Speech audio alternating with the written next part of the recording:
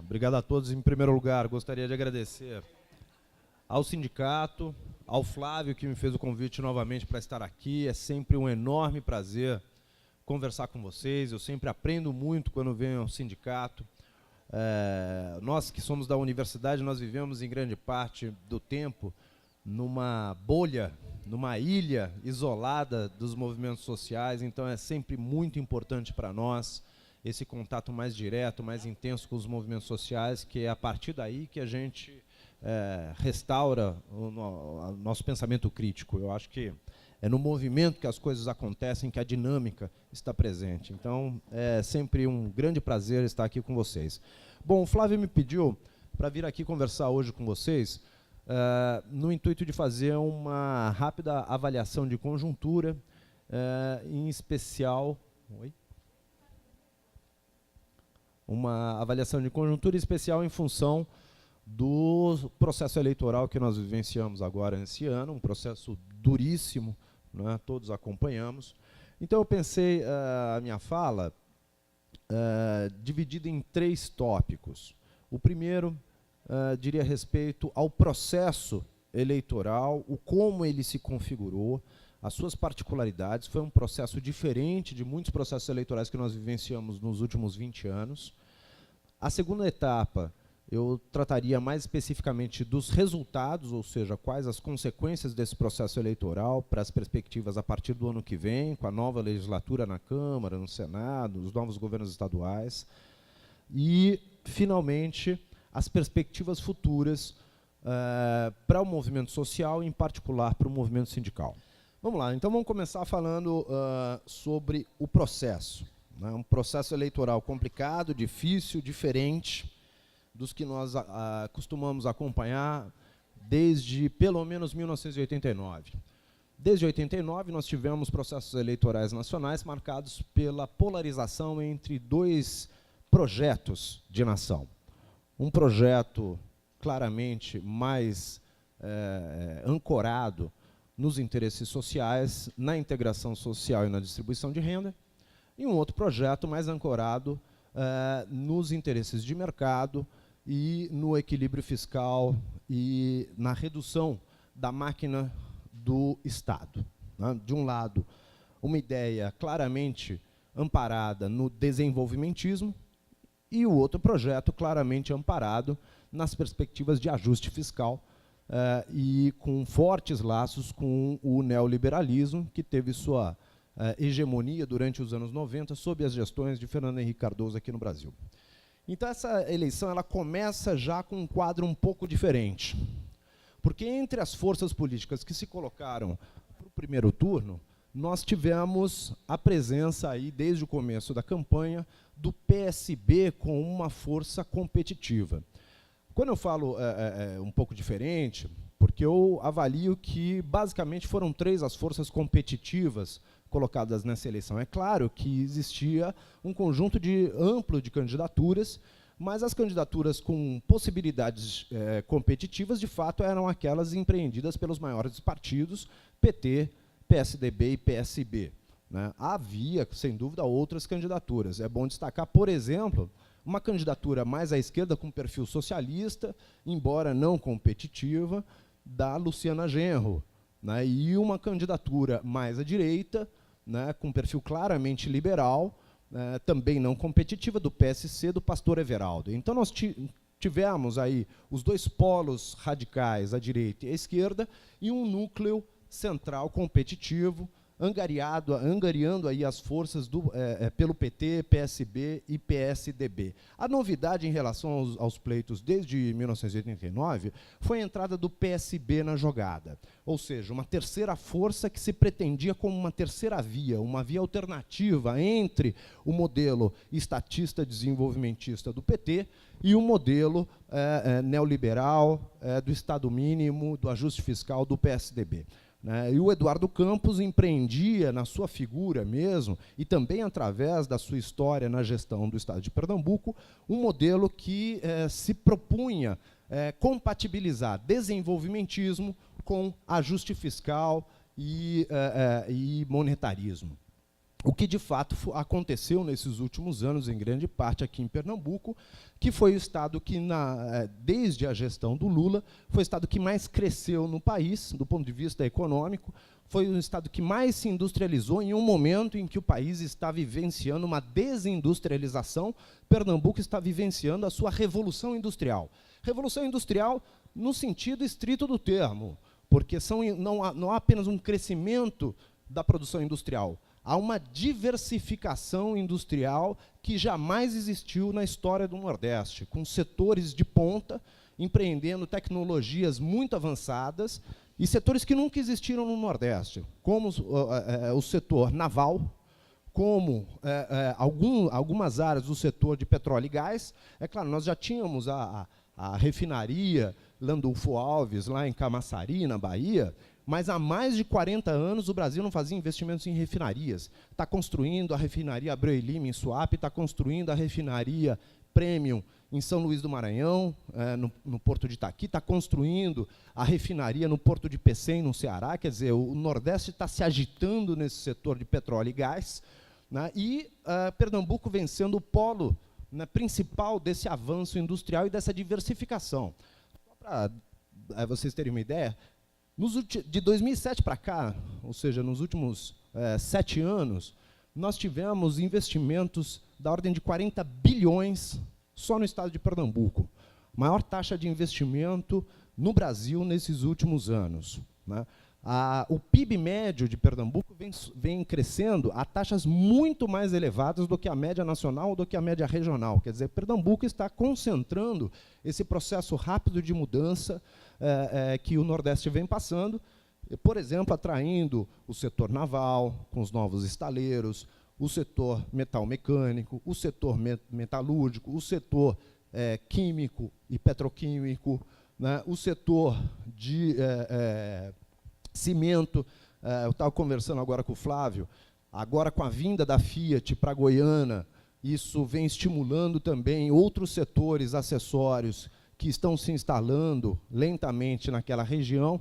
Acabou de ser criado o Polo Industrial de Caaporã, no município vizinho, a Goiânia, já na Paraíba, e a partir dali, entre Caaporã, Alhanda Conde e João Pessoa, deve se constituir o segundo maior polo cimenteiro da América Latina.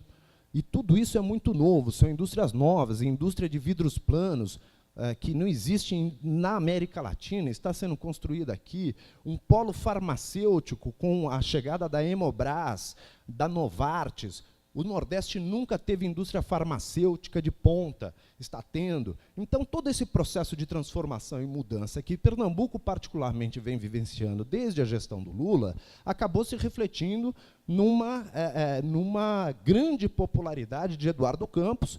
Isso é patente, se verificou na sua reeleição, ele se colocando como o governador mais bem avaliado do país, e isso, naturalmente, tem muito a ver com os grandes investimentos do governo federal, do BNDES, da Caixa Econômica Federal e de outros órgãos de governo que vêm propulsionando esse desenvolvimento industrial, o aumento da renda, do crédito, do consumo, do trabalho formal. Quer dizer, Pernambuco vem vivenciando nesses últimos anos, nessa última década, pelo menos, o melhor cenário de crescimento e desenvolvimento econômico e integração social da sua história. É claro que isso se refletiria em apoio ao governo estadual, mas é necessário a gente destacar que o governo estadual não poderia ter empreendido políticas tão inovadoras sem o apoio fundamental dos órgãos do governo federal, especialmente durante a gestão do Lula, que com o PAC deu a mola, né, gerou uma mola propulsora do crescimento industrial em Pernambuco, e isso fez com que o Eduardo Campos se tornasse uma figura de destaque no Nordeste e se colocasse como uma candidatura competitiva para as eleições presidenciais. Ou seja, de 20 anos para cá, nós tivemos a primeira eleição com 3 e não 2 candidaturas competitivas. Começa a eleição já com um panorama um pouco diferente. E, logo no começo da campanha, nós tivemos aí uma articulação de forças em torno dessas 3 candidaturas. Sem dúvida, a presidenta Dilma conseguiu angariar o maior elo de apoios para a sua candidatura, obtendo aí um tempo de televisão em rádio, de rádio e televisão gratuito, de cerca de 12 minutos. Isso, numa campanha eleitoral, é decisivo. Né? Também foi a candidatura que, em função desse amplo leque de alianças, conseguiu angariar a maior proporção dos recursos na campanha. Né? Foi quem arrecadou mais. O PT já vinha arrecadando mais e, na campanha, superou em muito as suas expectativas de arrecadação. Isso, claro, favoreceu a campanha de Dilma. Por outro lado, o PSDB e PSB tiveram menos arrecadação. O PSDB teve uma boa arrecadação, mas tinha apenas 4 minutos na televisão, 1/3 do tempo da Dilma. Enquanto o Eduardo Campos tinha apenas 2 minutos na televisão, um tempo incomparavelmente menor do que o tempo da Dilma, e isso, claro, interferiu no resultado final do pleito. E também isso acabou condicionando uma redução da arrecadação da campanha. Claro que a gente pode pensar numa campanha eleitoral apenas nos aspectos programáticos e ideológicos, mas, do ponto de vista realista, é preciso a gente entender a campanha a partir dos seus elementos pragmáticos, ou seja, tempo de televisão, capacidade de organização partidária, articulação com outros partidos na coligação, disseminação da campanha pelo país todo, capacidade de arrecadação de fundos, capacidade de organização burocrática da campanha, né, capilarização da campanha por todo o país. Então, todos esses aspectos têm que ser levados em conta para a gente verificar o resultado eleitoral final. É claro que o PT saiu em vantagem, principalmente com a aliança com o PMDB, que são os 2 partidos mais capilarizados no país, ou seja, são aqueles partidos que têm maior número de diretórios espalhados pelos municípios brasileiros, especialmente o PMDB é o partido que tem maior capilarização, ou seja, pode levar a campanha eleitoral para os pequenos municípios do interior do país, enquanto o PSDB e o PSB não têm a mesma capacidade de ampliação, né, da campanha, especialmente para as regiões periféricas do país, concentrando os seus diretórios, principalmente nas regiões mais desenvolvidas e nos maiores municípios do país.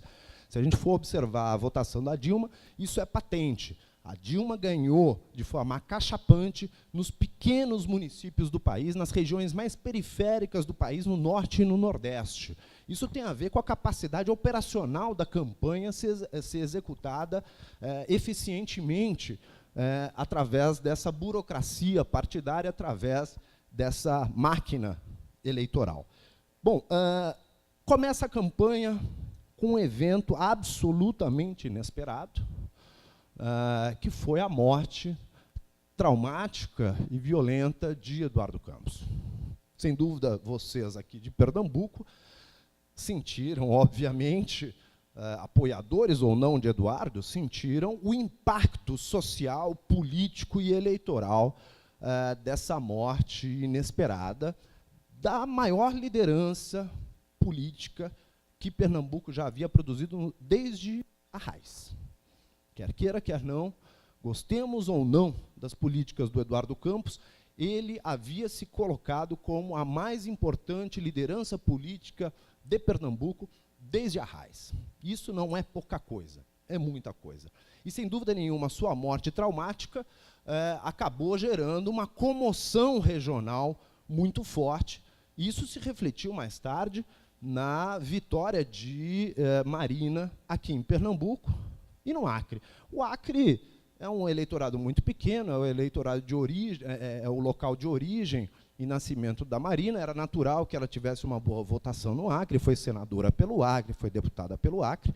Agora, não era propriamente esperada a votação expressiva que Marina teve aqui em Pernambuco. Isso, naturalmente, é reflexo imediato da comoção regional promovida por conta da morte de Eduardo Campos. Bom, com a morte de Eduardo Campos, surgiu, então, um fenômeno eleitoral. Esses fenômenos eleitorais, para quem acompanhou o começo do crescimento das intenções de voto em Marina, ficou assustado, imaginando, nossa, ela vai ser presidente da República, ela vai ganhar no primeiro turno, ela vai ganhar da Dilma.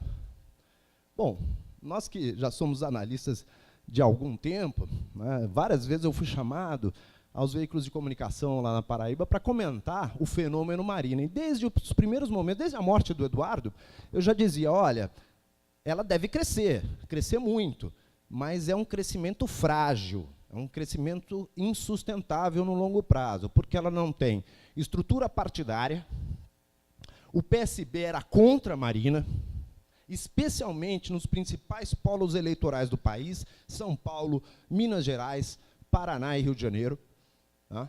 Ela não tem estrutura burocrática a seu serviço, não tem um partido capilarizado nos pequenos e médios municípios, não tem tempo de televisão suficiente para se apresentar como uma alternativa e combater os projetos majoritários de Dilma e de Aécio. Né? Ela tinha 6 vezes menos tempo do que a Dilma na televisão, e certamente no momento que começou a desconstrução eleitoral da candidatura Marina, ela não tinha capacidade operacional de não só rebater as críticas de Dilma, mas empreender uma apresentação do seu programa de governo. Havia enormes fragilidades na sua base programática, uma vez que o programa do PSB era o programa da Rede de Sustentabilidade era outro, e isso gerou conflitos, gerou instabilidade, gerou falta de coerência, né, entre o discurso e o programa. Né? Tudo isso foi fragilizando Marina. A figura de Marina era uma figura instável. Se nós observarmos o resultado final da eleição do primeiro turno, a gente percebe que a onda Marina, né, o fenômeno Marina, é um fenômeno fugaz. Cresceu, mas não chegou, morreu na praia. Muito semelhante com o que acontecera em 2010. Em 2010, o fenômeno Marina, a onda Marina, começou muito tarde. Se a eleição fosse 15 dias depois, ela estaria no segundo turno. Mas a eleição foi 15 dias antes. E ela perdeu. Teve 20 milhões de votos, 19,4% do eleitorado, que é um enorme espólio eleitoral que se replicou agora nas eleições de 2014. Só que, dessa vez, a onda começou cedo demais.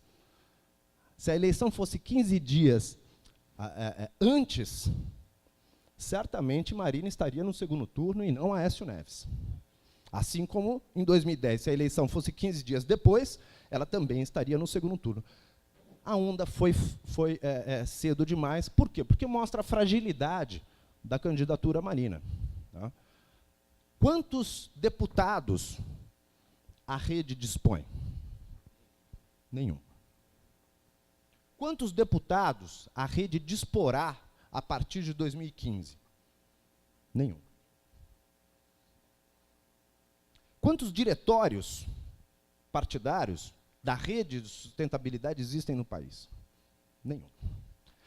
Não dá para imaginar que uma candidatura nacional possa se sustentar apenas com discursos genéricos e com a expectativa, né, de um governo diferente. Diferente para onde? Diferente para quem? Nada disso ficou claro. Quer dizer, era um fenômeno circunstancial. E isso se refletiu nas urnas. Marina foi de 20 milhões de votos em 2010 para 22 milhões de votos em 2014. Um crescimento pequeno. Ela foi de 19,4% para pouco mais de 20%, beirando os 21%. Um crescimento muito pequeno, se a gente pensar no aumento natural do eleitorado, ela praticamente não cresceu à base de apoio eleitoral que ela tinha em 2010. Quer dizer, foi uma onda que subiu e voltou para o patamar que se encontrava em 2010, que representava, sem dúvida, um conjunto descontente com as políticas empreendidas pelo PT e também descontente com as políticas empreendidas pelo PSDB durante as gestões do FHC. Né? Existe esse eleitorado, e nós temos que olhar muito atentamente para esse eleitorado para conquistá-lo para os próximos pleitos, para as próximas eleições. É um eleitorado pouco ideologizado, é um eleitorado heterogêneo, né? É um eleitorado, em grande parcela, composto pela juventude, né, por mulheres, né, um eleitorado que importa muito, não só ao PT, mas principalmente aos movimentos sociais, conquistar essa parcela da sociedade que está descontente com a política dos últimos 25 anos. Muito bem, o fenômeno Marina passou. E, a partir do segundo turno, um pouco antes do segundo turno, a gente já percebe alguns reflexos do fenômeno Marina. Reflexos negativos e reflexos positivos. Reflexos negativos. A instabilidade da campanha Marina acabou por esfacelar o esforço que vinha sendo conduzido para a constituição da rede de sustentabilidade. Durante o transcurso da campanha eleitoral, as mudanças de discurso de Marina Silva acabaram fazendo com que a direção do pré-partido Rede se esfacelasse, né, rachasse em várias tendências e hoje tem uma capacidade muito pequena de se efetivar como um partido competitivo para os próximos pleitos, para os próximos momentos. Portanto, Marina foi uma bomba para a Rede. Ela a maior liderança, é um partido de um quadro, não é nem um partido de quadros, né, é um partido de um quadro, mas esse mesmo quadro foi responsável pelo esfacelamento das perspectivas futuras da rede de sustentabilidade. Outra consequência negativa da campanha Marina foi o racha interno ao PSB. Tá? O PSB fez uma clara guinada, depois da campanha eleitoral, para a direita. Né? Tanto é que se aliou a Aécio Neves e a sua direção nacional foi renovada, com quadros claramente alinhados às posturas monetaristas, às posturas mercadológicas, em contraponto às velhas tradições do socialismo democrático, que vinha lá de Miguel Arraes. Essas tradições foram absolutamente abafadas no PSB e instituiu-se aí uma crise institucional interna ao PSB, consequência do fracasso da candidatura Marina. Outra questão que aí podemos ver como positiva para o PSB, que empreendeu a campanha Marina, foi o resultado eleitoral aqui em Pernambuco. Tá? Diferente do resto do país, a comoção que a morte de Eduardo causou aqui em Pernambuco se refletiu enormemente no resultado eleitoral. Né? E o principal derrotado por conta dessa comoção foi o PT. PT que já vinha de uma situação circunstancial de fragilidade, de instabilidade interna, desde a campanha eleitoral anterior, pelo menos, né? Poderíamos até ir mais longe, mas claro que a campanha para a prefeitura de 2012 foi traumática, aqui em Recife, e em várias outras cidades do Estado. O PT rachou e acabou dando espaço para o crescimento dos seus adversários. E, em função dessa comoção regional, por conta da morte do Eduardo, esses resultados acabaram se refletindo nas urnas numa acachapante derrota do PT em Pernambuco. Pernambuco, que foi um estado que sempre deu guarida ao PT. Né? Pernambuco sempre foi um estado de esquerda. Né? E, de repente, acabou verificando a derrota de João Paulo para o Senado, que até a metade da campanha parecia certa a vitória de João Paulo. De repente, há uma derrota, e não foi uma derrota pequena, foi uma derrota enorme para o Senado, derrota enorme de Armando Monteiro para o governo estadual, numa campanha incrível do PSB, que saiu lá de menos de um dígito de intenções de votos e ganhou no primeiro turno, absolutamente inesperado. Não há uma explicação racional, técnica, operacional, administrativa, partidária, que justifique esse resultado. É, sem dúvida, fruto de uma comoção emocional, né, e o pior, talvez, dos resultados para o PT no estado de Pernambuco. O PT, pela primeira vez, não elegeu nem um deputado federal. Isso foi realmente a cereja do bolo de um processo de crise que vinha se instaurando nos últimos anos e chegou ao seu ápice agora, no final do primeiro turno das eleições, com o PT sendo avassalado pelo PSB aqui no estado de Pernambuco, e, por isso, vai ter obrigatoriamente que fazer uma autocrítica, uma revisão das suas posições e se repensar. O PT aqui em Pernambuco, particularmente, vai ter que se repensar para se rearticular e recompor suas forças na região. E essa foi certamente a maior vitória de Eduardo Campos, tá, nessas eleições. Vamos para o segundo turno. O segundo turno é um processo de acirramento, de contraposição entre os projetos que já vêm se antagonizando há 20 anos no país, desde 1989.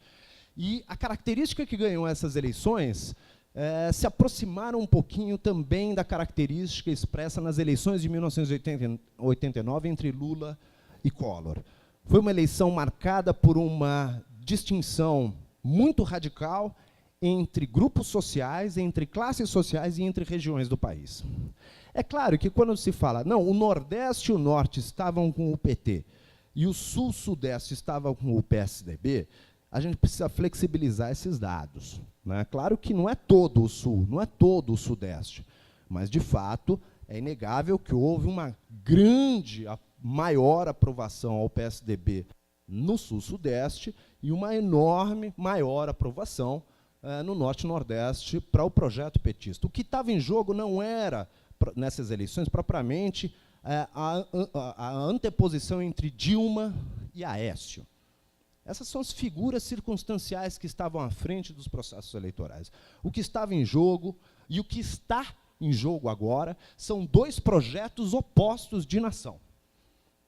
De um lado, um projeto de desenvolvimentismo, de fortalecimento de perspectivas nacionalistas, de fortalecimento do Estado, de integração social e distribuição de renda, de ampliação do trabalho, da renda, do crédito, né? De estímulo aos investimentos produtivos e não financeiros, né? Através não mais do velho Estado empresário dos anos 60, dos anos 70, mas agora de um Estado indutor de investimentos, financiador e regulador de investimentos privados, né? Então, não é o mesmo Estado empresário dos militares ou do JK, ou do Jango. É um novo Estado, mas é um Estado fortemente interventor. Interventor promovendo políticas de proteção à indústria nacional, por exemplo, através do protecionismo na área de petróleo e gás, na área naval, na área automobilística, com fortes políticas de crédito, políticas de redução de impostos e políticas de protecionismo, né, favorecedores do nacionalismo, favorecedores do setor empreendedor, do setor produtivo e não do setor financeiro, na contramão do internacionalismo globalista. Tá?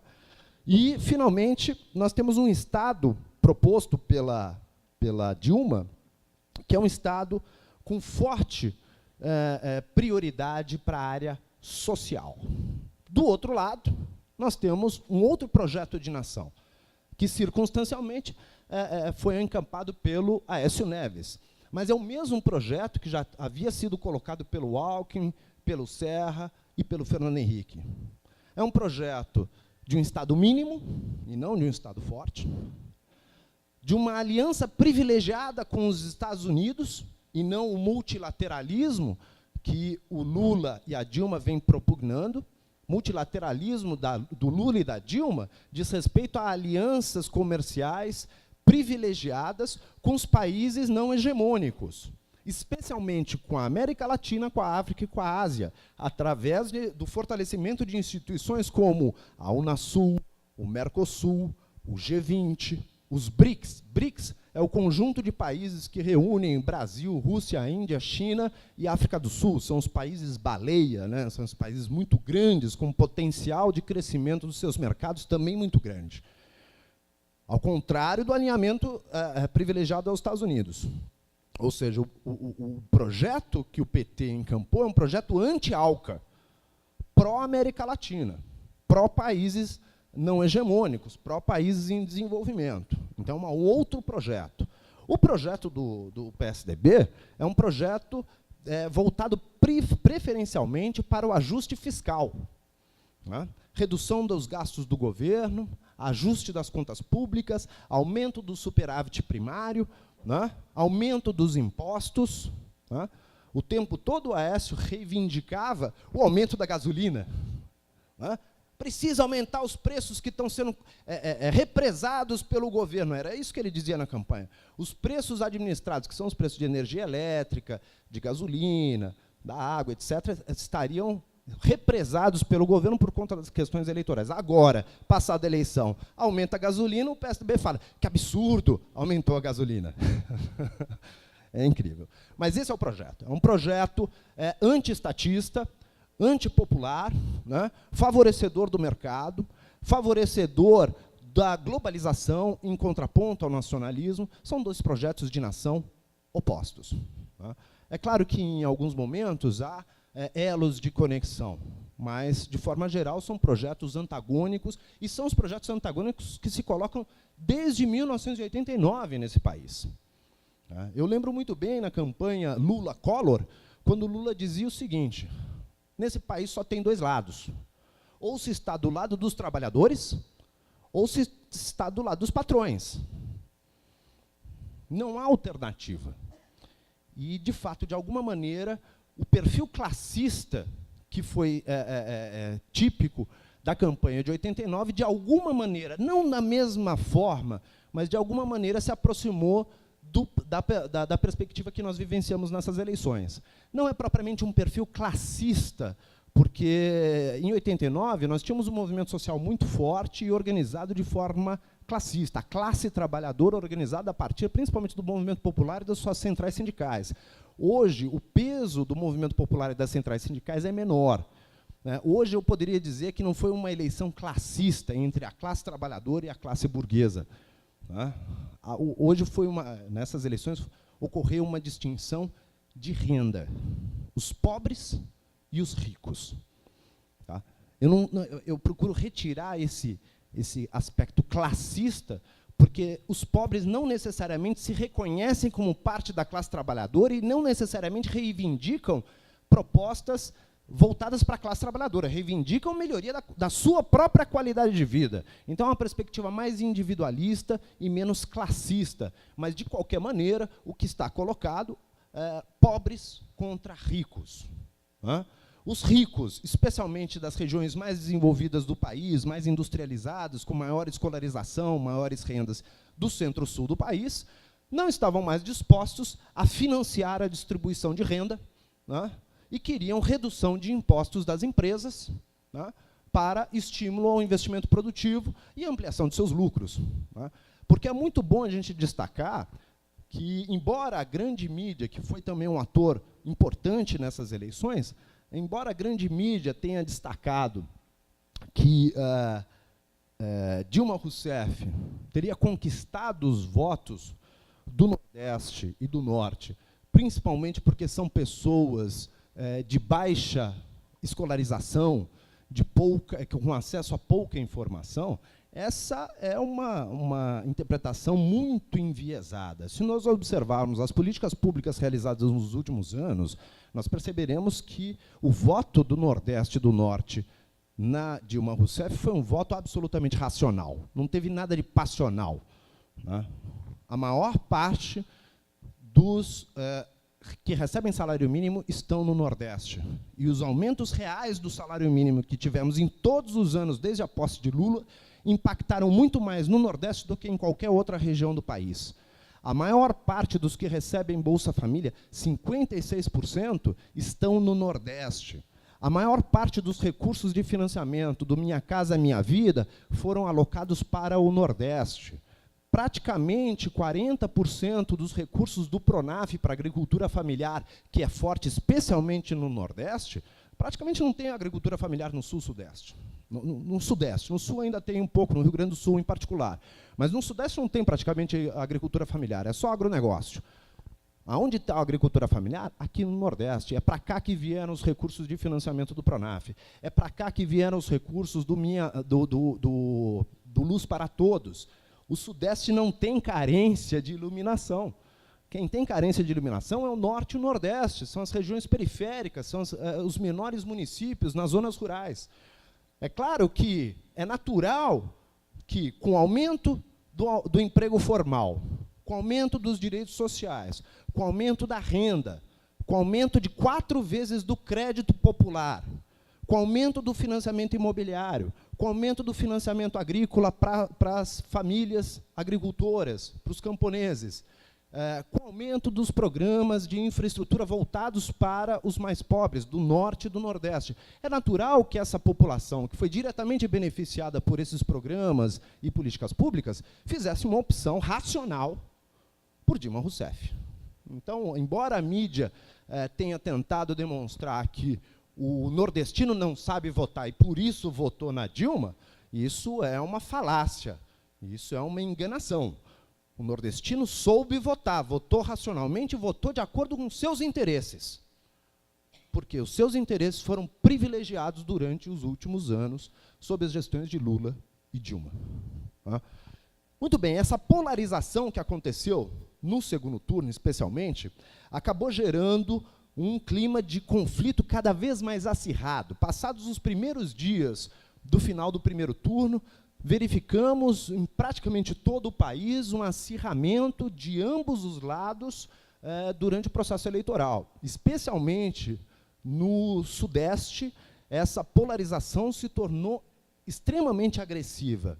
E eu posso dizer isso com conhecimento de causa, primeiro porque eu sou paulista, moro aqui em João Pessoa, na Paraíba, há muitos anos, sou um nordestino já integrado, né, já faz 10 anos que eu moro no Nordeste, mas conheço muito bem o eleitorado de São Paulo e estava lá no segundo turno, pouco antes do segundo turno, estava lá no dia do segundo turno e vi o acirramento, a agressividade do eleitorado paulista contra, especialmente, o PT e a Dilma Rousseff. E isso tem todo sentido, faz todo sentido. É razoável imaginar que as populações mais ricas do país defendam seus interesses, os interesses dos ricos, os interesses do capital e os interesses do mercado financeiro. Muito bem, esse acirramento ele acabou gerando a oportunidade para que alguns grupos políticos que já haviam se demonstrado em público em 2013 voltassem às ruas agora, nesse ano. Né? Já no ano passado, eu já havia conversado com vocês, inclusive, sobre as manifestações de 2013, e eu dizia que havia sido o primeiro momento, desde a ditadura militar, que determinados grupos de extrema-direita, né, especialmente aqueles contrários à democracia, contrários aos movimentos sociais, contrários ao sindicalismo, se colocaram a público. Né? Inclusive, encontramos casos terríveis, com um teor fascista nas manifestações de 2013, quando pessoas queimaram faixas do movimento negro, agrediram pessoas do movimento GLBT durante as manifestações, demonstrando aí um teor extremamente fascista e antidemocrático. Esse acirramento do segundo turno abriu caminho para que, de fato, finalmente, essa extrema-direita saísse do armário. Né? Desde a ditadura estavam no armário. Não desapareceram, mas não havia espaço no debate democrático para que essas tendências antidemocráticas viessem a público e ocupassem as ruas. 2013 foi o primeiro momento. Agora, na eleição de 2014, finalmente, nós verificamos novamente que a extrema-direita, de caráter fascista e antidemocrático, saiu do armário e foi para as ruas, logo depois das eleições, inclusive pedindo a volta da ditadura militar, o impeachment de Dilma Rousseff, um dia depois da eleição. Quer dizer, é uma coisa completamente antidemocrática e que, de alguma maneira, alguns setores conservadores, casuisticamente, passaram a dar guarida e apoio a esses grupos, mesmo que não sejam propriamente desses grupos. Agora, isso é um alerta, porque esses movimentos não vão deixar de ocupar as ruas. E há mais de 25 anos que eles não ocupavam as ruas. É um novo grupo político que está se constituindo, é uma novidade para o Brasil democrático, pós-ditadura, o retorno desses grupos de extrema-direita, contrários aos direitos humanos, contrários aos movimentos sociais, contrários à democracia. O discurso do tempo dos militares, Brasil, ame-o ou deixe-o, ele voltou à tona agora. Tá? Voltou à tona agora. Vários analistas, jornalistas, artistas chegaram a expressar essa vontade. Se Dilma ganhar, eu vou me embora para Miami, e não é mera coincidência que exatamente Miami foi o colégio eleitoral de todos os colégios eleitorais no país e no exterior, que Aécio atingiu a maior proporção de votos nessas eleições. O eleitorado de Miami é o eleitorado de Aécio. Muitos aecistas, PSDBistas, tucanos e da extrema-direita chegaram a enunciar que sairiam do país e iriam para Miami se Dilma se reelegesse. Ou seja, é um discurso com a cara do período militar. Então, isso é uma novidade que se apresenta nessas eleições que não víamos há 25 anos. Outra questão que eu gostaria de destacar são os temas principais que foram escolhidos para nortear essa campanha eleitoral. Esses temas, naturalmente, são fruto de uma análise ponderada dos marqueteiros, dos diversos partidos. Esses temas se concentraram, basicamente, em 4 pontos: saúde, educação, segurança e, em menor grau, mobilidade urbana. Era de se esperar. Em 2013, esses eram os temas que estavam nas ruas, nas mobilizações. Era de se esperar que esses temas voltassem com toda a força na campanha eleitoral. E foram temas que foram tratados por todos os candidatos de uma forma muito semelhante. Em vários aspectos, nós percebíamos que não havia grandes diferenças de propostas acerca da educação, da saúde e da segurança, né? Por exemplo, alguém ouviu algum candidato não dizer que gostaria de criar o ensino em tempo integral? Tanto faz o candidato. Do pastor Everaldo, do pastor Everaldo ao PSTU. Todos os partidos estavam defendendo essa mesma proposta. Alguém ouviu algum partido, algum candidato dizer que não era favorável à integração das polícias? Não, né? Isso era generalizado. A aproximação desses discursos generalistas entre as diversas candidaturas foi algo também patente nessas eleições. Temas sensíveis e que geram contradições de classe, contradições políticas, foram retirados dessa campanha eleitoral. Há muito que temas que marcaram a formação da esquerda no Brasil saíram da agenda. Temas como reforma agrária. Alguém ouviu algum candidato, qualquer candidato, defendendo reforma agrária? Pode ser do PSTU, pode ser do PSOL, de qualquer partido. Alguém ouviu? Não. Nem a extrema esquerda colocou na sua pauta como prioridade a reforma agrária, questão que está na raiz da organização dos movimentos sociais e populares no nosso país.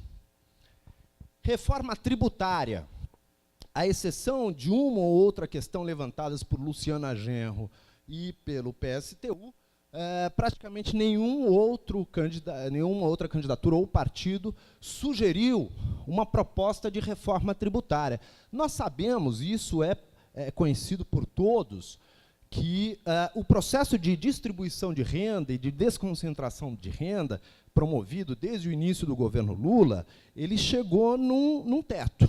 A partir de agora, para garantir o ajuste fiscal, o superávit primário que se compromete o governo a produzir, só poderá continuar a avançar a distribuição de renda se tivermos reforma tributária. Agora, os recursos do Estado se extinguiram.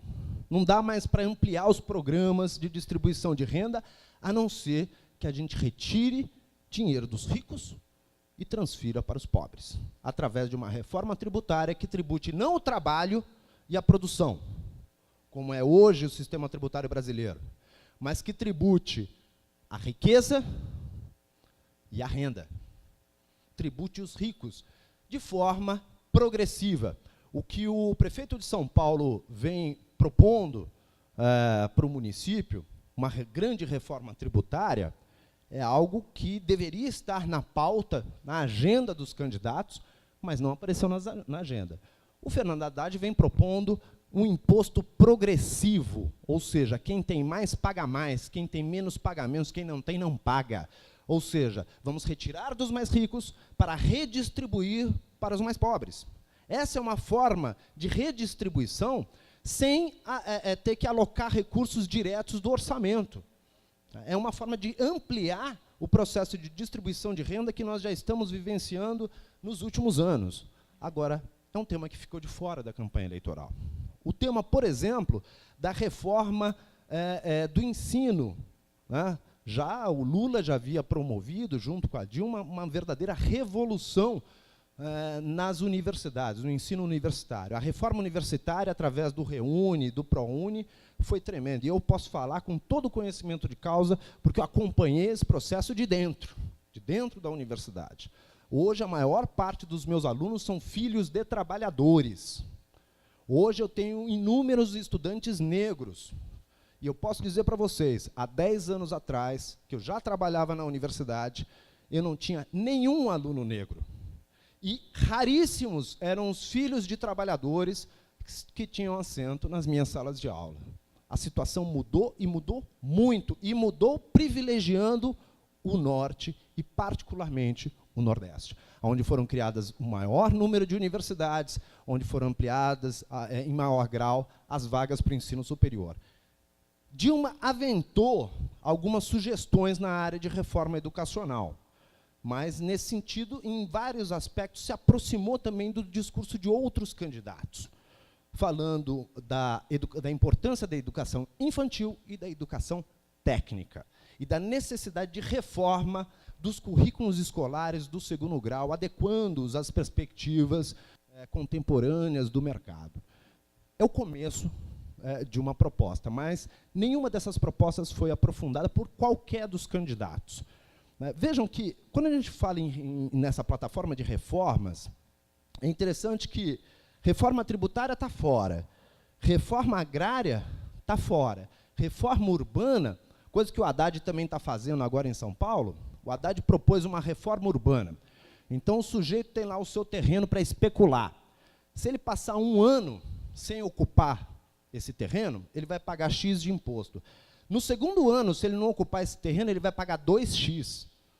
No terceiro ano, ele vai pagar 4X, até o momento que vai se tornar antieconômico ele manter um terreno para especulação. Ou seja, vai exigir o uso social da terra urbana, especialmente nas áreas de maior infraestrutura. Agora, essa questão não foi pauta da nossa eleição. Reforma urbana, nem reforma agrária, nem reforma urbana. Outra questão sensível é a reforma política. Tão discutida, aventada em 2013, levantadas as bandeiras de todos os partidos em prol da reforma política. Vocês ouviram algum dos candidatos competitivos propor alguma meta de reforma política? Eu ouvi a Dilma falar, muito genericamente, do fim do financiamento privado de campanha, e só. Ninguém discutiu, por exemplo, voto em lista, lista fechada, reforma da proporcionalidade, ninguém discutiu unificação ou não das eleições, ninguém discutiu reforma do sistema partidário. Hoje, no sistema partidário, é o mais disperso do mundo. Nós temos 32 partidos inscritos no TRE. Isso é uma loucura, isso não existe em nenhum lugar no mundo. São partidos, em sua enorme maioria, fisiológicos, ou seja, são partidos que não são ideológicos, não são programáticos. Desses 32 partidos, hoje, 28 ocupam cadeiras na Câmara. Problema para Dilma Rousseff. Problema enorme para Dilma Rousseff. Esses partidos, se nós formos verificar a sua participação congressual, eles, na verdade, eles são apenas legendas de aluguel, em sua maioria. Hoje, só há 9 partidos efetivos no Congresso Nacional. O que são partidos efetivos? Partidos efetivos são aqueles que detêm mais de 5% das cadeiras no Congresso Nacional. Aqueles que não têm 5% de cadeiras no Congresso Nacional não têm direito de participação nas comissões internas da Câmara ou do Senado, que, de fato, é onde se discute política. Quando um tema vai para deliberação no plenário, é porque ele já foi discutido e acordado entre as lideranças partidárias nas comissões. E os partidos pequenos, esses micropartidos, que são basicamente representação de interesses particulares e familiares, esses não têm participação nas comissões internas e também não podem indicar líderes partidários. E a reunião do colégio de líderes é o que define a agenda do Congresso, ou seja, são partidos que possuem representantes no Congresso, mas esses representantes são de segunda categoria. Eles não discutem efetivamente política, eles não discutem a agenda, né? É o baixo clero. Só que esse baixo clero prejudica as ações políticas porque eles acabam tendo uma ação eminentemente clientelista. E aí, agora eu já vou falar um pouquinho das consequências disso para o novo governo Dilma. O aumento do número de partidos no Congresso Nacional, nessas eleições, é muito negativo para qualquer governo. Porque é sempre melhor, na circunstância de um presidencialismo de coalizão. O que é um presidencialismo de coalizão? É um presidencialismo em que o partido do presidente não consegue deter a maioria do Congresso e, portanto, tem que fazer alianças com outros partidos que não são do seu espectro ideológico. E aí vai ter que enxugar o seu programa. Quanto mais aliança tem que fazer, mais enxugamento do programa. Isso é um problema, né? Porque o povo elegeu o candidato para ele executar o programa. E, na hora que ele chega no Congresso para executar o programa, ele tem que, não, corta aqui, corta ali, corta acolá. Quanto mais partidos participam do espectro da representação parlamentar, fica mais cara a negociação com o Congresso. É muito mais fácil negociar com o PMDB, né, com o PSDB, porque são partidos grandes, né, que têm grandes bancadas, do que negociar com o PSL, com o PTB, com o PSC, com o PST, que são pequenos partidos com mínimas bancadas, mas que, na hora das votações, fazem diferença. É o que os analistas políticos costumam dizer, que é muito mais caro a negociação no varejo do que no atacado. Sempre que a gente vai comprar alguma coisa no atacado, a gente compra mais barato.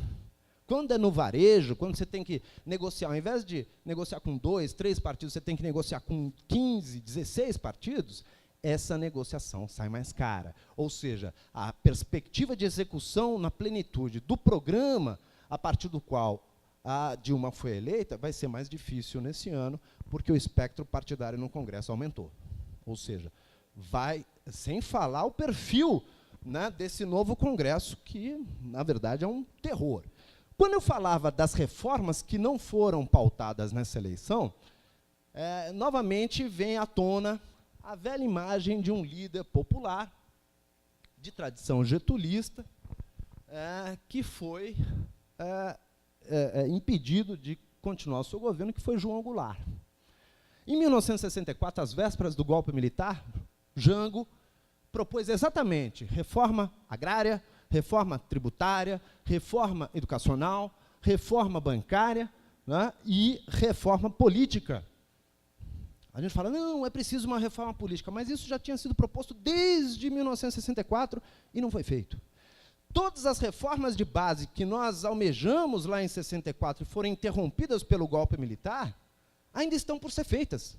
Nenhuma delas efetivamente foram realizadas. Então, por isso, a perspectiva futura que nós temos para os próximos anos é exatamente retomar essas bandeiras que estão aí no Congresso, mas que não entraram no centro da pauta, na agenda dessas eleições, e torná-las efetivas e avançar com essas bandeiras das reformas estruturais. Sem pautar reformas estruturais, só temos que esperar reformas conjunturais, de pequena monta, né? O que não é a perspectiva dos movimentos populares e do movimento sindical, certamente. Bom, muito bem.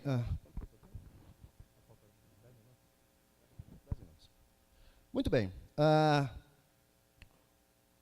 O que eu queria destacar para vocês é que, assim como as reformas estruturais lá dos anos 60 não foram realizadas, o acirramento da campanha no segundo turno acabou delineando um perfil muito semelhante ao perfil do antagonismo que nós tínhamos nos anos 60, entre, principalmente, 2 partidos principais. O PTB, Partido Trabalhista Brasileiro, criado pelo Getúlio Vargas, o partido do João Goulart, e a UDN, União Democrática Nacional, né, liderada por Lacerda, Carlos Lacerda.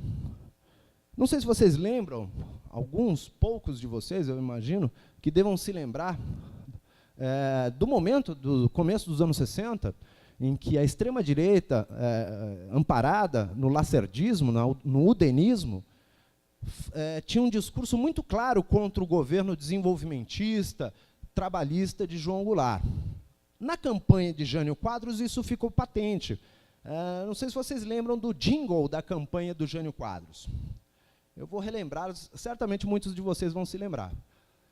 Dizia o seguinte: varre, varre, varre, varre, vassourinha, varre, varre a bandalheira, porque o povo já não suporta inflação e ladroeira. Bom, qual é a pauta da campanha de Aécio Neves? Inflação e ladroeira. É a pauta do Jânio Quadros. É a pauta do Lacerda. É uma pauta moralista, usando a grande mídia como plataforma para disseminar a falsa ideia de que o PT criou a corrupção no Brasil. Gente, a corrupção é algo que existe em todos os países do mundo.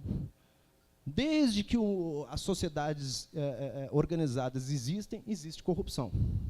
O Platão, o Aristóteles, quando eles escreveram seus principais textos políticos, eles estavam preocupados exatamente com a degeneração do poder, com a corrupção do poder, que não era só financeira, monetária. E a mídia tentou imputar ao PT e à campanha da Dilma a pecha de os promotores principais da corrupção. Claro, quando não há mecanismos de controle, não aparece a corrupção. Quando são criados mecanismos de controle, aí a corrupção aparece, porque tem quem a combata. E, de fato, nesses últimos anos, especialmente depois que os instrumentos da Constituição de 88 se fizeram mais ativos, nós tivemos aí o fortalecimento da Controladoria Geral da União, da Polícia Federal, dos tribunais de contas, especialmente do Tribunal de Contas da União, das corregedorias das polícias, das ouvidorias. Hoje nós temos o portal de transparência que garante maior controle da sociedade sobre os gastos do governo. Quer dizer, hoje nós temos instrumentos institucionais de controle contra a corrupção. Por isso ela aparece mais, naturalmente. Agora, essa ideia de que o PT criou a corrupção, claro, é uma falsa ideia, é uma ideologia, é uma falsa consciência, que procura exatamente imputar às tendências de esquerda essa pecha moralista, abdicando com isso de fazer uma discussão política, uma discussão propriamente ideológica, partidária, sobre políticas públicas. Tá? O Aécio criticava a corrupção, mas alguém ouviu alguma proposta de criação de mecanismos de controle contra a corrupção da campanha Aécio? Qualquer uma. Alguém ouviu? Então não foi só eu que não ouvi. Porque falar, eu sou contra a corrupção. Quem é a favor? Nenhum homem decente ou mulher decente nesse país é a favor da corrupção. Agora, como combatê-la? Aí são outros 500. Ou seja, o tipo de campanha que foi empreendida é uma campanha que privilegiou um debate moral antes que um debate político, institucional e social. Né? Isso enfraqueceu, isso fragilizou o conteúdo que poderia ser expresso nessa campanha no sentido de transformações estruturais. Né? Então, nós ficamos discutindo as questões mais superficiais do Estado brasileiro, sem discutir a estrutura que abre caminho, por exemplo, para a corrupção, para a concentração da renda, para a má versação, para a má gestão. Tá? Ou seja, nós fugimos, em grande parte, de um debate que seria um debate substantivo, não só para as esquerdas, mas para toda a sociedade brasileira. Nesse sentido, essa campanha mostrou uma certa fragilidade. Vamos aos resultados, para terminar aí a minha fala muito longa. Os resultados eleitorais demonstraram essa bipolarização no país, entre ricos e pobres, sul e norte, mas demonstrou também uma crise muito profunda no campo democrático e popular. Os votos da Dilma foram os votos claramente do eleitorado que o André Singer, né, um cientista político da USP, que foi o primeiro porta-voz do Lula, dizia ser o voto lulista. O voto lulista é diferente do voto petista.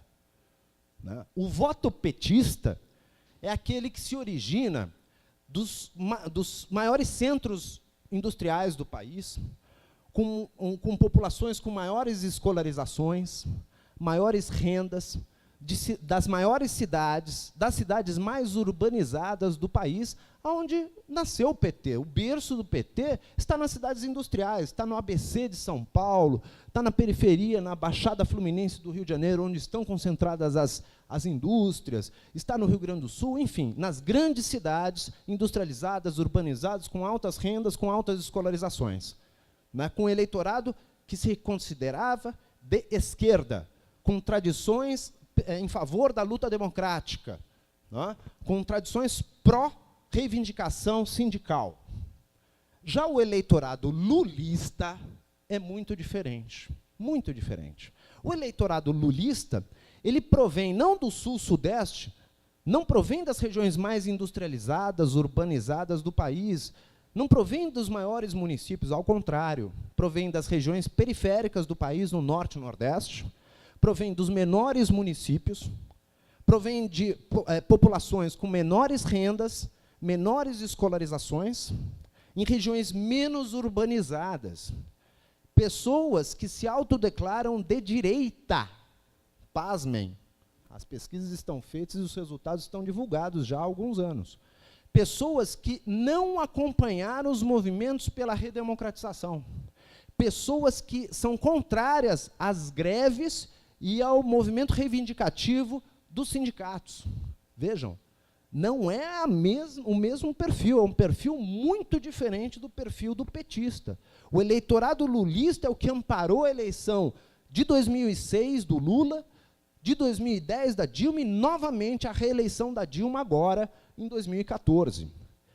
Até aí, tudo bem. O problema é que houve uma retroação do eleitorado petista. Exatamente nos polos onde o PT nasceu, se criou e se fortaleceu, foi aonde as esquerdas retroagiram. As esquerdas perderam no Sul, perderam no Sudeste, particularmente nas regiões mais industrializadas e urbanizadas de São Paulo, do Rio de Janeiro e do Rio Grande do Sul. O PT teve uma derrota acachapante, a maior derrota da história do PT em São Paulo. E, embora tenha, em 2012, eleito boa parte das prefeituras, dos prefeitos do ABC, teve uma derrota incrível na eleição presidencial, né, no berço do PT, que é o ABC. Em todas as cidades industriais em geral. Né.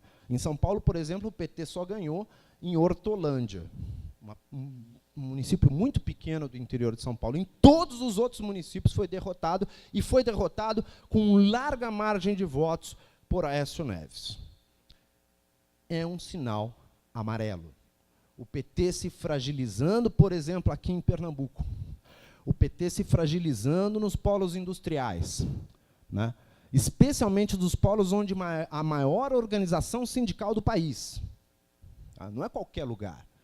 É onde a CUT é mais forte. É lá que o PT se deu mal. É o sinal amarelo para as esquerdas. É o sinal amarelo para os movimentos sociais, para o movimento popular. Mas, como as esquerdas são muito aguerridas em seu projeto ideológico, tivemos uma grata surpresa no finalzinho da trajetória do segundo turno. Os velhos militantes de cabelo branco, que haviam guardado suas bandeiras na gaveta há muitos anos, que eram um pouco descontentes com os rumos do governo de coalizão, que queriam um governo que promovesse reformas estruturais mais intensas, mas que mantinha apoio ao PT, mas era um apoio crítico, um apoio com algumas ressalvas. Esses militantes e alguns jovens envolvidos com os novos movimentos sociais perceberam o perigo que poderia ser o retorno da velha direita neoliberal ao poder no país. E esses senhores, a maior parte senhores, né, de cabelo branco, grisalhos, resolveram tomar uma atitude. Puxaram das suas gavetas aquela velha bandeira, já com um cheirinho de guardado há algum tempo, e resolveram sair às ruas para para fazer campanha em prol da esquerda. E não é em prol do PT apenas, em prol de uma estratégia democrática popular, contra uma estratégia mercadológica. Era fundamental ir às ruas, debater, conquistar votos, mudar votos dos nossos vizinhos, dos nossos colegas de trabalho, e, de repente, o debate político tomou conta do país. Em pouco mais de 3 semanas, a gente verificou a retomada de uma militância de esquerda que não víamos desde os anos 80. Uma militância que eu tive a oportunidade, o prazer, de acompanhar a apuração dos votos do segundo turno, no comitê da Dilma Rousseff, lá na Praça Roosevelt, em São Paulo, que é um centro petista, né, e todos muito temerosos do resultado, né, até às 8 horas da noite, todo mundo tremendo de medo. E depois foi uma festa e fomos para a Avenida Paulista comemorar a vitória das esquerdas nas eleições. E eu tive a oportunidade de subir no caminhão de som, tinham alguns amigos, sindicalistas, líderes do PT que estavam no caminhão, e eu fiz uma pequena filmagem desse pessoal, e depois, em casa, olhando essa filmagem, eu achei algo muito interessante. Nos anos 80, quando eu também estava nas ruas, junto com as esquerdas, defendendo as propostas do campo democrático popular, eu via jovens como eu ao meu lado. Eu filmei agora, no domingo pós-eleição, né, a Avenida Paulista. Parecia encontro de aposentados. A quantidade de cabelos brancos e grisalhos, porque quando você olha de cima do caminhão de som, você tem uma impressão mais clara, era muito grande. E lá, nesse dia, eu encontrei também com velhos militantes que há muitos anos não saíam de casa para defender os interesses políticos das esquerdas e que estavam lá, emocionados, com a vitória estreita, né, de Dilma Rousseff no segundo turno. Isso é uma demonstração, né, de que as velhas bandeiras do campo democrático popular, no momento de crise, elas são restauradas. Mas esse é um momento circunstancial, casual. E aí que se colocam os desafios futuros para o movimento social, para o movimento popular e sindical, e principalmente para o campo democrático popular. O que será o futuro do campo democrático popular? O petismo se fragilizou. E o eleitorado lulista não é um eleitorado ideologicamente alinhado às posturas socialistas ou de transformação estrutural do Estado, embora possam circunstancialmente apoiar os governos de esquerda, porque são favorecidos diretamente pelas políticas desses governos de esquerda. Mas nós temos um problema. Como amparar uma transformação estrutural futura do Estado e da sociedade brasileiras sem um movimento social, popular e sindical organizado, com capacidade de mobilização, né, daqui para frente? E agora eu fecho minha fala um pouquinho falando do Congresso que nós temos pela frente. Temos problemas. Eu falo, temos o campo democrático popular. O PT perdeu, se eu não estou enganado, 13 deputados. O PCdoB perdeu 5 deputados, foi de 15 para 10. O PSOL só elegeu 5 deputados. O PSTU não elegeu ninguém. O PDT é um partido errático, que em alguns momentos está do lado do campo democrático popular, em outros não, né? Então não podemos propriamente contar com o PDT nesse campo. Então o que nós temos no velho campo democrático popular, fundado aí nos anos 80, que reunia vários partidos de esquerda e centro-esquerda? Hoje nós temos uma participação no Congresso cada vez menor. E, em contraponto, os partidos de direita e extremo-direita cresceram. Particularmente os partidos fisiológicos, em especial o PSD. Tá? Esses partidos abriram caminho para o crescimento enorme da bancada ruralista no Congresso, tanto no Senado quanto na Câmara. A eleição de Cátia Abreu no Senado, para o Senado, a reeleição de Cátia Abreu para o Senado, e a eleição de Ronaldo Caiado para o Senado são sintomas da força que a bancada ruralista vai empreender no Congresso nessa próxima legislatura. No caso do Senado, mais ainda, porque embora a oposição a Dilma tenha crescido um pouco no Senado, o seu crescimento não foi tão robusto, entretanto, a qualidade da sua representação melhorou em muito. Nós teremos de volta ao Congresso, ao Senado Federal, nessa próxima legislatura, Tasso Gereissati, José Serra, Aécio Neves, Cátia Abreu, Caiado. Quer dizer, a qualidade da representação de direita e centro-direita melhorou. Vai ser muito mais difícil conquistar qualquer votação no Senado a partir do ano que vem. E na Câmara, a bancada ruralista aumentou muito, aumentou quase 30%. A bancada evangélica, é claro que a bancada evangélica tem gente de várias posições ideológicas, mas a maior parcela da bancada evangélica é alinhada aos partidos de direita e centro-direita. Então, o crescimento da bancada evangélica é um sintoma de que a direita está crescendo no Congresso Nacional. E o aumento da bancada da bala. Bancada da bala é aquela que é organizada por policiais, por militares, são aqueles contrários aos direitos humanos, em favor da redução da maioridade penal, e tal, aquele discurso clássico de que bandido bom é bandido morto. Né? Essa cresceu mais de 1/3. Já a bancada sindical despencou. Despencou. Novamente, é o sinal amarelo que está aceso. Teremos muita dificuldade para passar qualquer reforma estrutural com este Congresso que aí está. E aí eu volto ao que eu acabei de dizer. Os movimentos sociais, o movimento popular e o movimento sindical têm muito mais responsabilidade e compromisso a partir de agora. Porque se as esquerdas, se o campo democrático e popular está fragilizado no parlamento, é nas ruas que a diferença tem que se... E agora, não sei se nós teremos capacidade de manter mobilizados esses senhores velhinhos da velha esquerda democrática e popular nas ruas durante todo o governo.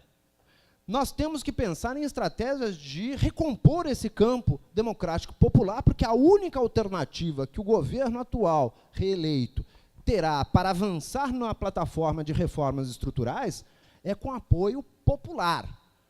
Vejam, logo depois, dias depois da reeleição de Dilma Rousseff, nós tivemos um indicativo da situação em que nos encontramos.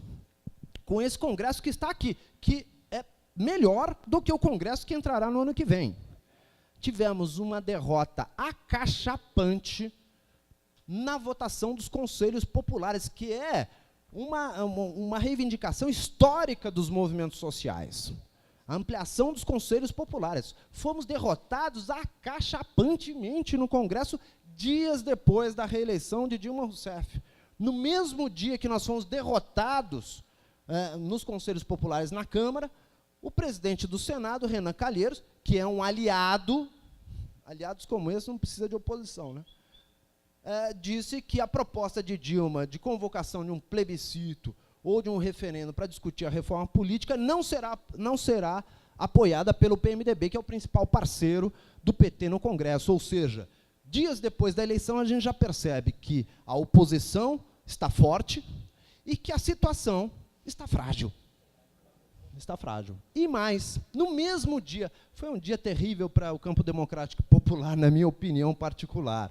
No mesmo dia, nós tivemos a declaração de Gilberto Carvalho de que sairia do governo federal. O que significa o Gilberto Carvalho sair do governo federal? Gilberto Carvalho, na Secretaria-Geral da Presidência da República, foi o principal articulador entre o governo e os movimentos sociais e o movimento sindical. Era o homem do diálogo. Sem Gilberto Carvalho, certamente cria-se uma lacuna entre governo e movimentos sociais. Essa lacuna vai ter que ser preenchida. Se nós não criarmos efetivamente alternativas de articulação, de aproximação e de diálogo entre governo, parlamento e os movimentos sociais, e particularmente o movimento sindical, nós teremos enormes dificuldades daqui para frente, e o temor que nós tivemos agora de uma possível derrota em 2014 vai ser muito maior em 2018. A única maneira de recompormos as forças perdidas nesse momento é rearticularmos o movimento social, fortalecermos o movimento popular e sindical, trazermos a juventude para participar mais ativamente das atividades dos movimentos de esquerda, fortalecermos os partidos e a partidarização das esquerdas, né, porque hoje há uma participação muito pequena dos jovens nos partidos políticos. A maior parte das direções partidárias são compostas por pessoas acima dos 45 anos. Né? É preciso mudar essa estratégia. O PT está tentando mudar isso, colocou na direção nacional uma representante da juventude, criou cotas de juventude para as direções partidárias. Esse é o caminho. Esse é o caminho. Assim como vem criando cotas para a participação de mulheres, vem criando cota para a participação de juventude.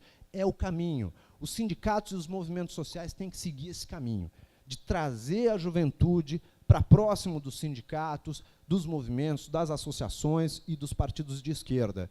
Agora, além disso, né, nós temos ainda um desafio enorme a superar, que é o desafio interno ao governo Dilma. O governo Dilma, como eu disse, é um governo de coalizão. Não é o governo do PT, nem nunca foi o governo do PT. É o governo do PT com o PMDB, com o PP, com o PTB, e etc. E é exatamente aí que reside uma fragilidade do movimento democrático popular no que tange ao governo. Existe uma disputa interna ao governo que antagoniza um grupo mais financista e monetarista e um grupo mais intervencionista, nacionalista e desenvolvimentista. Existe essa bipolarização.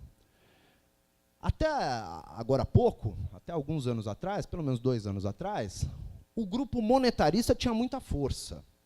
Embora, depois da queda do Palocci e a entrada do Guido Mantega na Fazenda, né, a plataforma desenvolvimentista tem avançado bastante. Mas as metas de ajuste fiscal mantiveram-se mais ou menos inalteradas. Agora, inclusive, essa semana que Dilma sugeriu a redução da meta de ajuste fiscal, a meta de superávit primário, em favor da preservação do emprego e da renda.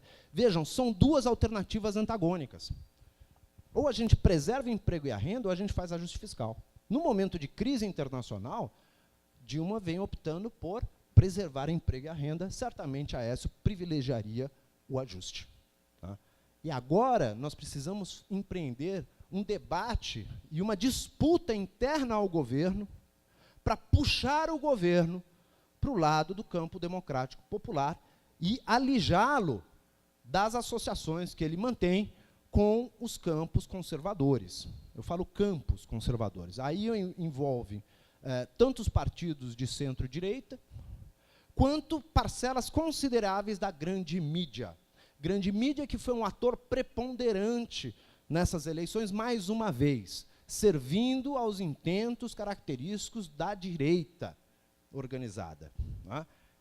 Passou do tempo de implementarmos uma grande reforma nos meios de comunicação, que não entrou na pauta de discussão das eleições, mas logo depois da eleição entrou na pauta de debate. Espero que avance essa pauta no sentido da democratização dos meios de comunicação, sim, próximo ao que na Argentina deu origem à lei de meios, que rompeu com o monopólio do Clarim na Argentina. É preciso rompermos com o monopólio das 12 famílias que controlam as comunicações nesse país. Precisamos democratizar as verbas de propaganda dos órgãos de governo. Precisamos estimular as mídias alternativas, né, os veículos de comunicação dos movimentos sociais, as redes sociais, que são formas alternativas e contra-hegemônicas de combater o domínio absolutamente hegemônico que a grande imprensa, a grande mídia vem tendo sobre a informação nesse país. Se observarmos a taxa de rejeição da Dilma, no começo da campanha era de 47%, 48%. No final da campanha era de 32%, 31%. Por quê? Porque ela tinha 12 minutos na televisão para falar o que o governo fez. Por que a taxa de rejeição dela era tão elevada? Porque as pessoas não sabiam o que estava acontecendo no país, quais eram as políticas de governo implementadas e quais os resultados dessas políticas. Porque isso não sai no Jornal Nacional. Isso não sai na revista Veja. Portanto, é fundamental, se nós quisermos, no futuro, rearticularmos o movimento social, o movimento popular e, principalmente, o campo democrático popular na vida política nacional, é fundamental que rompamos com o monopólio absoluto dos meios de comunicação dessa mídia. Enfim, temos muitos desafios, muitíssimos desafios pela frente, num panorama muito mais árido do que aquele que tivemos nos últimos 12 anos. Né? Nós vivenciamos nos últimos 12 anos momentos de grande crescimento econômico, de grande liquidez internacional, e agora a situação é outra. Crise internacional, crise interna, fragilidade dos movimentos sociais, dificuldade do movimento sindical em encontrar um caminho que seja, ao mesmo tempo, pró-mudanças, pró-governo e pró-reivindicação, e é preciso que o movimento sindical volte a dar um passo adiante dos interesses corporativos e passe a pensar em interesses gerais, interesses de classe trabalhadora. E, nesse sentido, a CUT tem um papel absolutamente fundamental. Enquanto os sindicatos tendem a discutir privilegiadamente questões corporativas, a CUT, a Central Sindical, procura exatamente unificar os interesses da classe trabalhadora em prol de questões maiores, que não dizem respeito a uma categoria, a outra, mas ao conjunto dos trabalhadores do país. É esse o caminho que nós temos que recompor, de forma que todos os trabalhadores e seus sindicatos discutam não apenas a evolução salarial, as questões da carreira, mas que discutam também e profundamente as questões de ordem nacional, as reformas estruturais, a distribuição de renda, a reforma tributária, enfim, questões estruturais, a reforma política, que sem as quais nós não conseguiremos sair do beco que nós nos encontramos hoje. Ganhamos a eleição, mas não levamos ainda. Para levarmos, teremos que fazer reformas. E essas reformas serão certamente obstadas pelas estruturas políticas que estão aí, pelas estruturas de comunicação que nós temos à disposição. Portanto, ou o movimento social, popular e sindical se organizam para rechaçar esse avanço conservador, essa onda conservadora, ou nós teremos muitas dificuldades no futuro, e no futuro não teremos mais aqueles velhinhos de cabelo branco para tirar a bandeira do armário e ir para a rua defender um governo popular. Da Marta, mais uma. Anteontem. Sim, também. Marta Suplicy também saiu agora com críticas ao governo, e que são críticas à política econômica do governo. E são críticas justificáveis. Por isso mesmo que o governo está em disputa. Né? Não é um governo do PT, não é um governo da esquerda apenas. É preciso puxar o governo para a esquerda, caso contrário, ele será tomado pelas forças conservadoras e não conseguirá empreender as reformas estruturais que são absolutamente fundamentais a partir de agora. Enfim, gente, vamos abrir para o debate, que eu acho que a gente pode estimular mais essa discussão. Desculpem pela demora na apresentação, mas espero que tenha conseguido levantar alguns temas que nós possamos aí discutir, pensando, né, o futuro do sindicalismo, o futuro da CUT e as perspectivas a partir de 2015. Obrigado, gente.